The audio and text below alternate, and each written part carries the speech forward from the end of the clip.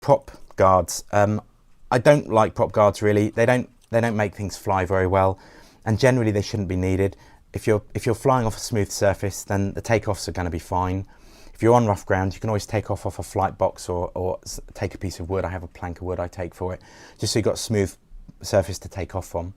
For landings, if it's not a smooth surface, you can very carefully do a hand catch landing, which again, you hover just above your head height. You make sure that the quad's holding a good hover, and then you just walk up and just grab one of the legs, just like this. So you're holding it firmly. Make sure you don't put your hand around the arm because you don't want to hit the propeller. So you want to make sure you're holding the leg. So I just catch like that and hold it firmly, and then you just hold your throttle all the way down, and then after 2 seconds, when the quad realizes it's not going down, it knows it must be on a hard surface, and the motors will all stop. And at that point, you're then safe to lower it down below your head height. Again, it's something you have to be careful, but it's not that difficult to do safely. The advantage of the prop guards would be if you do land on a bumpy surface and it does tip over, it's not going to break a prop, and more importantly, it's not going to stall the motor, which risks damaging the speed controller. And on the Phantom 3, the speed controllers are all built into one board with the flight controller, so it's a very expensive component. You can't just change one speed controller like you can on a Phantom 1 or on most other models. So for that reason, I wanted to get some prop guards to look at. This type, you basically have to remove the motor screws and screw this plate on there, and then once that's on, you then slide the prop guard in when you want to fly. So you can just slide them in to fly and then remove them to pop back in the box. The fixed type would be awkward because you then can't fit it in a flight case or a bag, and it's not really sensible to be taking the motor screws out when you're flying, because if you drop them on the grass, you won't find them again. So this was one option. I like the fact that the arm parts are coloured, so there's a red set and a red pair and a white pair. So it would actually help with your orientation, because you'd see some red on the arms at the front and white on the back.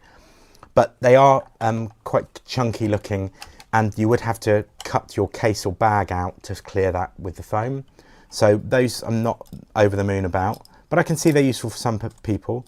The other way to do this, I bought, these are just adapters, so you would need to have them standard prop guards that don't have the quick release bracket, which I have the set I had I've actually given away. But these then are a clip-on, which is a very neat solution. So you basically cable tie those prop guards onto this receiver, and then this just clips on without any tools. So when you're at the field, you can just clip that on, and then it has two little pegs that just slip under into the motor holes, and that's pretty secure then, which I like. And then to take it off, just put your fingers under those and it just clips off again.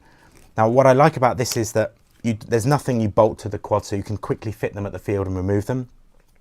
If you only wanted to use them for an occasional test flight, say you've had a rough landing and you're not sure if all the motors are okay and everything's all right, you want to do a test flight but you don't want to cause more damage, these would be perfect, because you can just clip these on with the prop guards on them, and then have a quick test flight, and if everything's okay, you can just pop them off again and then just fly as normal. So that's quite a good solution. Again, these are only about £2.80.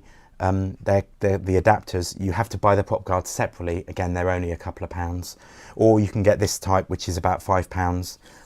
Again, I think if you're nervous and you want to use prop guards quite a lot, or you're going to fly indoors quite a lot maybe, but for normal use, I don't think the prop guards are brilliant, because they do affect the way that the quad flies.